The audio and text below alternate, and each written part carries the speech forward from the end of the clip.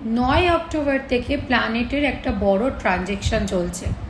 এই ট্রানজেকশনটা কিন্তু 15 অক্টোবর পর্যন্ত দেবে। তবে এই মুহূর্তে রাশির কি ফলাফল আছে আসো জেনে নিচ্ছি। সিংহ রাশি, প্রথমেই সিংহ রাশিকে নিয়ে বলবো, কারণ এই মুহূর্তে তাদের মাথা গরম প্রচণ্ড পরিমাণে দেখা যাবে।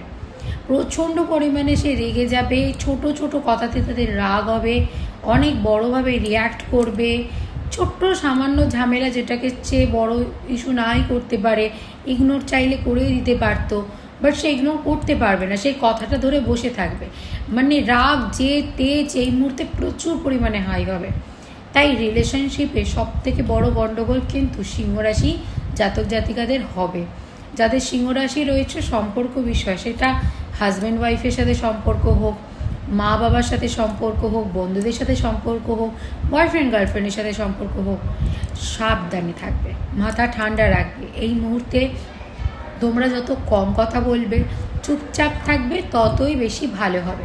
এছাড়াও তোমাদের পরিবাররাও যদি এই সময় তোমাদের সাথে যদি একটু কম কথা বলে তাহলে ভালো, কারণ ছোট ছোট কথাতেই তো ঝামেলা লেগে যাবে।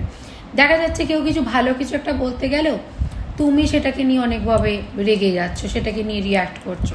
তো এই ধরনের একটু অসুবিধা দেবে 15 অক্টোবর পর্যন্ত। তারপরে আস্তে আস্তে আবারও সব কিছু ঠিক হবে। কাদের সিংহ রাশি রয়েছে কমেন্ট করে অবশ্যই জানিও, ভিডিওটা সবার সাথে শেয়ার করে দিও। তোমাদের রাশিগুলো কি কমেন্ট করো।